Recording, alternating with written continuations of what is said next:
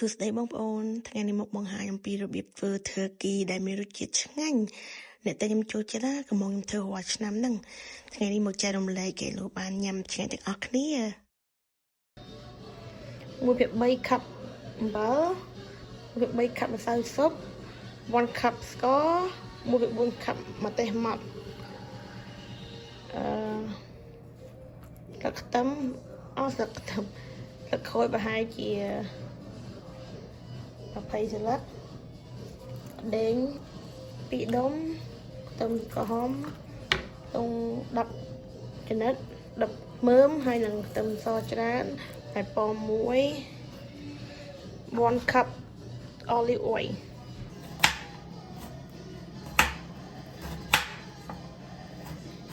ជាដំបូងយើងយកគ្រឿងអស់ហ្នឹងទៅលាងវាឲ្យស្អាតហើយបកសំបកវាឲ្យស្អាតទៅហើយយើងយកមកចិតជាចំណិតទូចៗណាដើម្បីទុកសម្រាប់កិនវាឲ្យម៉ត់ណាបើធំពេកកិនអត់ម៉ត់ទេអញ្ចឹងយើងចិតវាទូចៗវាស្រួលកិនក្នុងវីដេអូនេះខ្ញុំមានខាវាញោមតិចណាបងប្អូនពីព្រោះអីចិត្តសបកចិត្តទាំងអស់ហ្នឹងវាយូរដែរអញ្ចឹងខ្ញុំខាវាតិចឲ្យវាលឿនតិចដើម្បីឲ្យវាកុំឲ្យវែងពេកបន្ទាប់មកយើងយកអាគ្រឿងដែលយើងហាន់ទូចហ្នឹងយកមកកិននៅក្នុងម៉ាស៊ីនកិនហ្នឹងវាបានម៉ត់ណាបើបងប្អូនមានម៉ាស៊ីនកិនធំបងប្អូនអាចដាក់ទាំងអស់ចូលគ្នាកិនតែម្ដងក៏បានដែរក៏ប៉ុន្តែខ្ញុំអត់បានកិនអាធំខ្ញុំយកអាទូចមកកិនតាមពិតខ្ញុំមានអាធំដែរប៉ុន្តែអត់បានកិនអាទូចហើយបើអត់ម៉ត់ទេយើងអាចបុកថែមទៀតបានឲ្យវាម៉ត់ល្អជាពិសេសម្ដេងវារឹងណាបន្តមកទៀតយើងចាក់អាគ្រឿងស្ងួតហ្នឹងចូលគ្នាហើយច្របល់វាឲ្យបានសព្វចូលគ្នាចឹងទៅណាបន្ទាប់មកយើងមកលាង turkey ដែលបានទុកហ្នឹងណា turkey បងប្អូនបើសិនជាបងអូនធ្វើ Thanksgiving ដុតថ្ងៃពហុបងប្អូនត្រូវធ្វើគ្រឿងប្រឡាក់ turkey ថ្ងៃពុធហើយ turkey ហ្នឹងត្រូវដាក់ចុះឲ្យរលាយនៅថ្ងៃច័ន្ទមួយថ្ងៃកន្លះទៅ2ថ្ងៃបាន turkey ហ្នឹងរលាយបានយើងអាចធ្វើបានណាតាម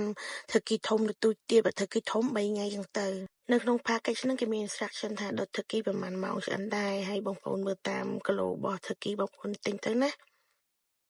ពេលលាង turkey ខ្ញុំបេះខ្លាញ់អីដែលជាប់កហ្នឹងបោះចោលខ្លះទៅហើយ turkey ក៏គេឲ្យមកគ្រឿងក្នុងវាដូចជាថ្លើម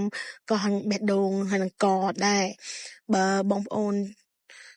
ចង់ធ្វើ gravy ខ្លួនឯងគេយកអាគ្រឿងក្នុងហ្នឹងយកទៅធ្វើ gravy ឯងប៉ុន្តែខ្ញុំអត់ទេខ្ញុំ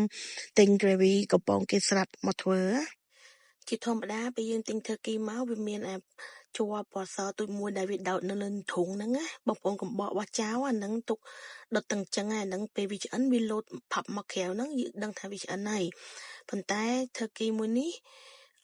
អត់មានជ័រហ្នឹងមកជាមួយប៉ុន្តែមិនអីយើងអាចយកសម្រាប់ស្ទង់កម្ដៅដើម្បីមកចុចលឿនធូរនឹងដឹងបានពេលដែលយើងលាងស្អាតហើយអាគ្រឿងដែលយើងលាយមិញហ្នឹងបងប្អូនយកមកប្រឡាក់មាន់ហ្នឹងណា turkey ហ្នឹងយកមកប្រឡាក់វាឲ្យសព្វណាហើយលូកចូលក្នុងស្បែកក្នុងសាច់ក្នុងខាងក្នុងខាងក្រៅស្លាបអីទាំងអស់ហ្នឹងដូចម៉ាសាវាច្បាច់វាឲ្យវាចូលជាតិណាទៅពេលបន្ទាប់ពីច្បាច់ហើយយើងយកវាទុកមួយថ្ងៃទុកក្របថង់ផ្លាស្ទិកពីលើអញ្ចឹងទៅហើយទុកនៅខាងក្រៅមិនទុកនឹងទូទឹកកកឯងទុកខាងក្រៅតែយើងណាបើយើងនៅស្រុកត្រជាក់ស្រុកក្តៅទូទឹកកកទៅវាថាស្រុកត្រជាក់ទុកខាងក្រៅនឹងមកយប់ទៅស្អែកឡើងយើងអាចដុតបានហើយអាគ្រឿងប្រឡាក់ហ្នឹងបងប្អូនកុំប្រឡាក់ទាំងអស់ទុកមិនតិចសម្រាប់ប្រឡាក់ពេលដុតទុកប្រហែលជា1ភាគ4នេះចឹងទៅនេះធ្វើគេដែលយើងដាក់ទុកម្សៅមិញហ្នឹងណាហើយយកអាទឹកសោះវាមកលាបតាមពីលើហើយចាំកលាប់វាក្នុង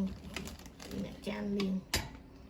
ពេលដែលបងប្អូនដាក់ក្នុងចានដុតហ្នឹងបងប្អូនយកអាទឹកសោះដែលយើងទុកម្សិលមិញបន្តិចហ្នឹងយកមកលាបបន្ថែមពីលើហ្នឹងទៅដើម្បីឲ្យពេលយើងដុតទៅអាសោះហ្នឹងវាចូលជាតិបានល្អហើយមុននឹងយើងដុតបងប្អូនយកអាជើងហ្នឹងដាក់ចូលនៅក្នុងគូតវាគេចងឲ្យយើងត្រាប់ហ្នឹងណាកុំឲ្យពេលវាឆ្អិនទៅចងាង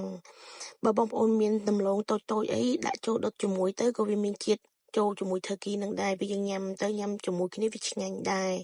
បន្ទាប់មកទៀតបងប្អូនយកกระดาษអាលុយមីញ៉ូមមក wrap ឲ្យវាជិតចឹងទៅដើម្បីពេលយើងដុតទៅវាឆ្អិនបានល្អ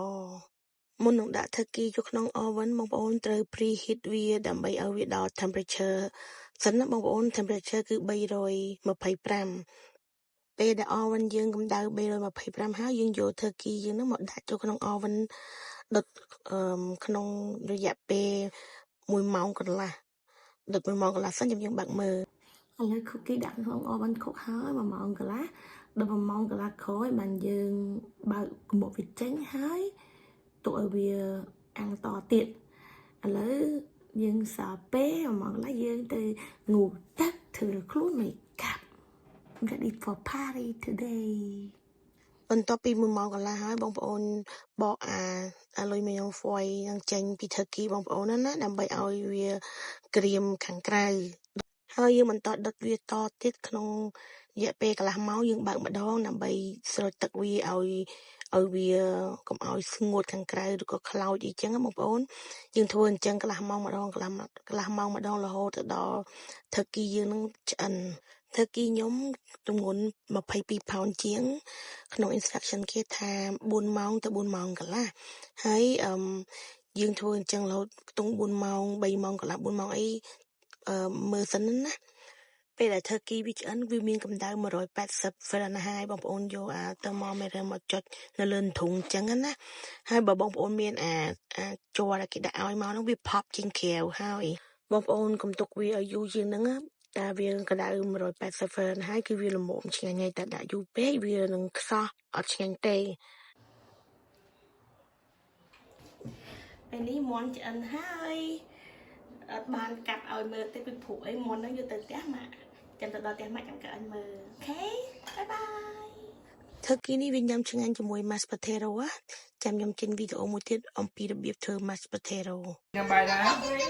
It's juicy Ooh juicy and juicy តែជុំញ៉ាំណាអ្នកកាត់ឲ្យមុំអ្នកកាត់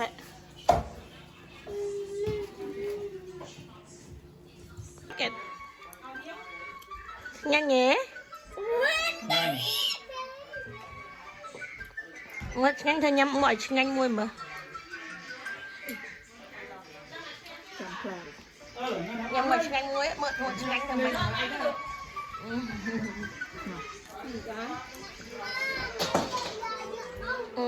ធ្វើចឹងហ៎អត់អីទេកូនសូជូស៊ីតែស្អែកចាំមិនកាប់ទឹកសាក់នេះមើលកូនឯងស្អីក៏អត់ញ៉ាំដែរបើនេះឆ្ងាញ់ទេណានេះឆ្ងាញ់ទេដាញ៉ាំធុង turkey the best